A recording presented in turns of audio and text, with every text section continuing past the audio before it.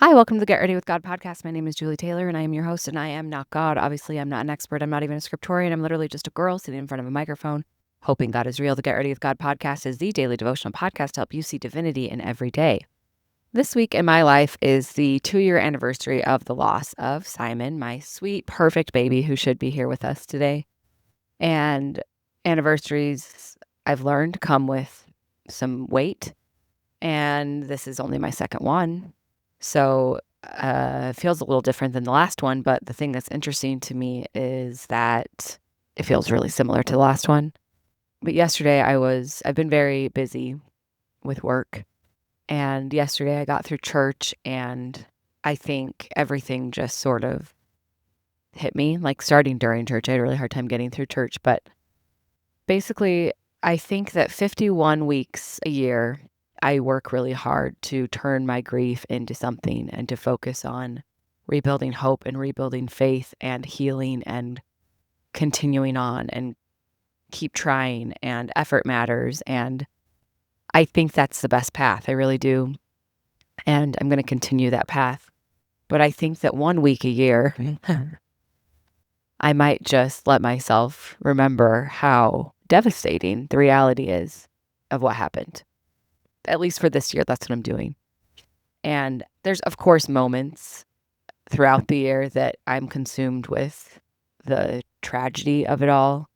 But I really do genuinely think that most of the time I'm able to just keep going and to keep trying and to keep turning it into something and to focus on what we can turn it into and engaging with the grief community in a way where we're all just trying to turn our pain into something.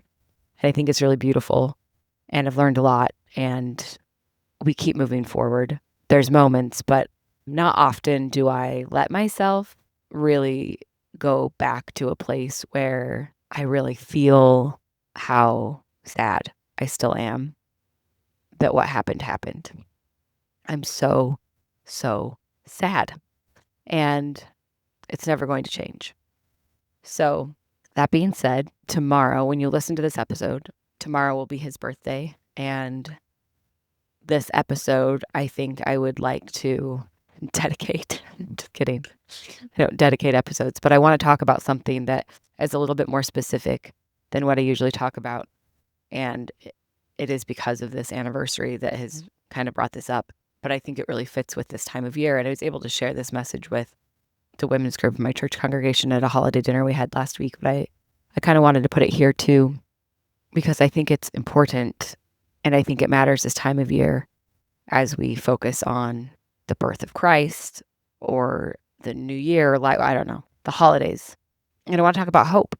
And we've talked about hope before. And I mentioned that my really good friend's dad passed away recently. And at his funeral, she shared this thought that she had shared with me right after Simon died. She shared this thought with me, and it really helped me then, and it continues to help me now. And I want to share it with you. And the reason that I haven't yet before is because it requires me to use a scripture that is specific to my faith, and I don't usually do that. It's from what we call the Articles of Faith. So I'm going to read you the Article of Faith and then tell you the thought. And I don't think you have to subscribe to my faith or my doctrine to get something out of this. So stay with me. Stay with me. But it reads, "We believe in being honest, true, chaste, benevolent, virtuous, and in doing good to all men. Indeed, we may say that we follow the admonition of Paul. We believe all things, we hope all things, we have endured many things, and hope to be able to endure all things.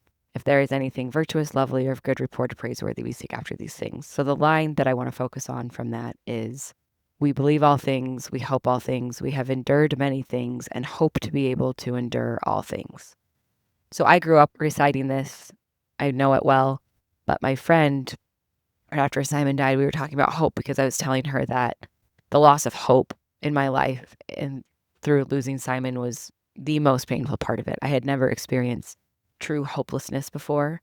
And someday when I can tell you the whole story of Simon, you'll understand why it was such a loss of hope.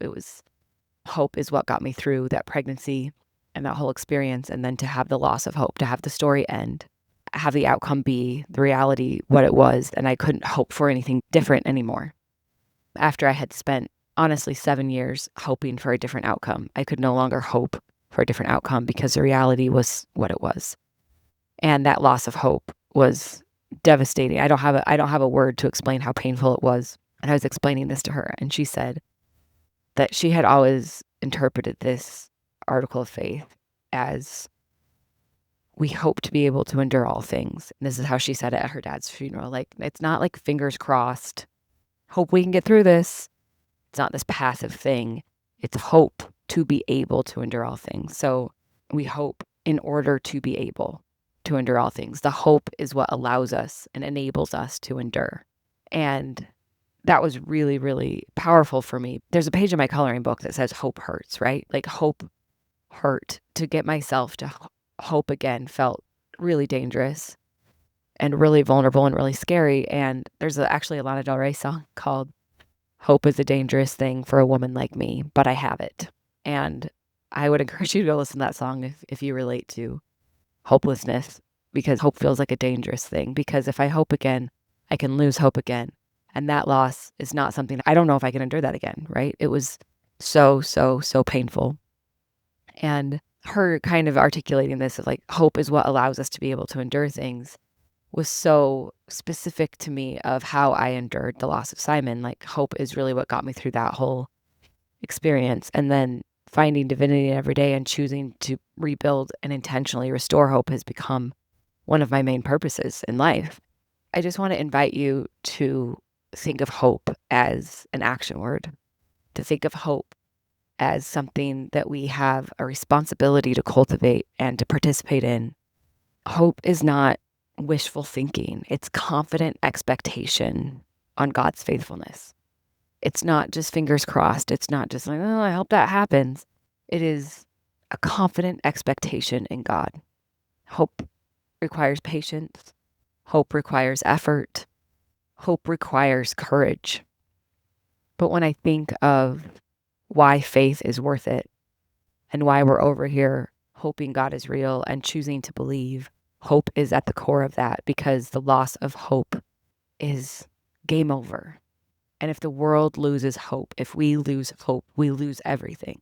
And so if we're going to identify as believers, if we're going to identify as Christians, if we're going to identify as people who care about other people, hope is what we have to fight for. Hope is what we have to share, and we have to continue on. And so I know that people love to talk about how bad the world is, but there is still hope, and we are the carriers of it. And it is our job. It is our job to spread it, cultivate it, and grow it. And so as we go into this holiday season, I would beg you to try to keep hoping, to find hope, to be brave enough to hope again. I say that as someone who's still working on it myself, because I have not recovered from the pain and devastation of losing it. But I know that it's worth fighting for. And so I will. But we hope to be able. Hope enables us. Hope makes things possible. We don't hope passively. We hope action word. Love you so much. Bye.